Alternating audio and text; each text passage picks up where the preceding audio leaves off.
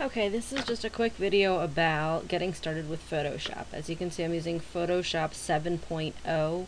Your version may look slightly different depending on which version of Photoshop you have. First thing I always do is make sure that I turn on the windows, and the windows that I like to use are the Tools window over here, and you find that by clicking on Windows, the Options window, which is up top, your Navigator window, which is here, that allows you to zoom in and zoom out on your image, your history window, that's the window right here, and as you do things you can see that it will show you what you've done so you can go back. The next window that I have there is my layers window. That'll show me all the layers. So far I just have one layer. And the character, that one is this little one down here in the corner, which shows you the sizes of the fonts that you're using. It also allows you to adjust your fonts: bigger, smaller, shorter, fatter, skinnier. The space between the fonts can be adjusted to make the letters touch if they're supposed to be in cursive, and so forth. Now I'm going to show you how to quickly place items onto one image and then resize them appropriate. I've already set up a few images here. This one is hair, so I'm going to use Control A to copy and Control A to select all, and Control C to copy, Control V to pastes it on. Now this is much too big, so I'm going to go to this tool here that looks like a cross with little arrows and a little arrow thing. Up here at the top, make sure that it has Show Bounding Box checked. That's these little dots around the edges. If you turn it off, you can't see that. Now what I'm going to do is I'm going to click somewhere near the edge when my mouse turns into a little curvy arrow thing. That allows this to turn solid. I can then go up top here and tell it that I want it to go down 50%.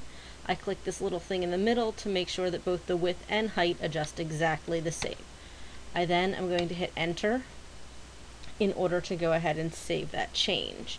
As you can see now, Free Transform has appeared over here on my history thing, and I can undo that if I want. Now I'm just going to grab the image and move it to the top. Next, I need a shirt, so Control A for all, Control C for copy, Control V for paste. And again, obviously it's way too big, so we've already got the right tool selected. I'm going to click here to accept it, and again I'm going to click the link to make both go down and take it to 50%. I'm going to hit enter for it to stay. Now as you can see, that shirt maybe looks a little too small for that hair. I can grab the corner here and stretch it a little wider to make it fit. I understand that the white is showing. I'll show you how to take that out in just a moment.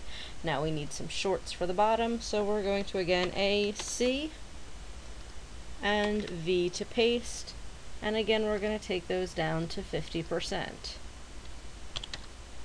If I forget to check this and I take it, it would do things like this. So it would only change in one direction. So I want those both to be the same when I hit 50%. And we're going to say enter to save. We'll move them into place and then adjust them to make them look appropriate. I know this isn't perfect because I'm just doing this quickly. Now since these images already had white backgrounds, what I would do is for, say, the shirt level, I'm going to use my magic wand here and click on the white, and I just hit the delete button on my keyboard and it removes that from my image. If I want to move the shirt behind the hair, over here on my layers level, I just grab it and drag it down below the hair. Now of course the hair also had white, so I have to go to the hair level, click the white part with my magic wand, and delete it. Normally my background will be transparent, so I'm going to go ahead and delete that background layer that initially opened when I opened my image. We're going to do the same thing on the shorts level and delete that white because it's not needed, obviously. And now we're going to move the shorts up where they belong, but they belong under the shirt, so we're going to drag it down so it's under the shirt. We move them so they look appropriate and they need a little bit of adjusting. Now while I'm in here, if I have the solid line like that and I come to the corner, my arrow will turn into a little curve, and I'm just going to tip the shorts because they kind of look like they were a little off-centered and off to the side a little bit. And now I have a sort of human-like figure that appears to be hair in some sort of a funky little hairdo, hanging over a shirt and some shorts.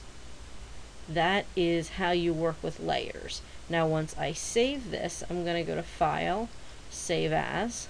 If I save it as a PSD, it's going to save all 3 layers individually. So the next time I open it, each of those layers will be separated exactly like they are now. However, Zazzle does not accept PSDs, so we need to change that to a PNG. And I'm just going to give it a name, and we're just going to call it test123 and save it. I just say OK when that option pops up. And now what I'm going to do is I'm going to go ahead and close this. And you can see now when I go back in and I open test123, once it's saved as a PNG, there is only 1 layer. So you need to place everything before you save it.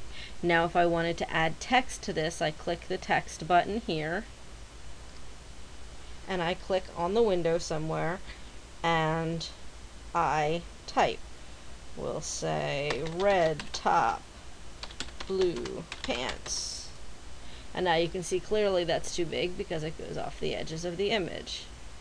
I can hit enter, and it will make it 2 levels.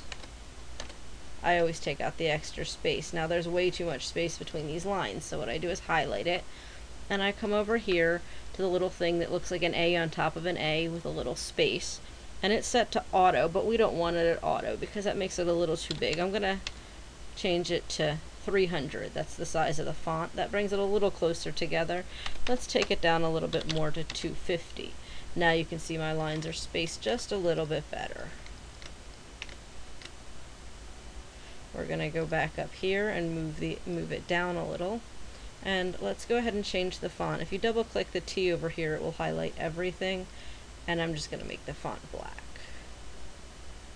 Now as you can see, these letters don't quite line up perfectly for this kind of a font. So the next thing I'm going to do is go ahead and highlight it again. And over here I'm going to adjust my stretch between layers to -25.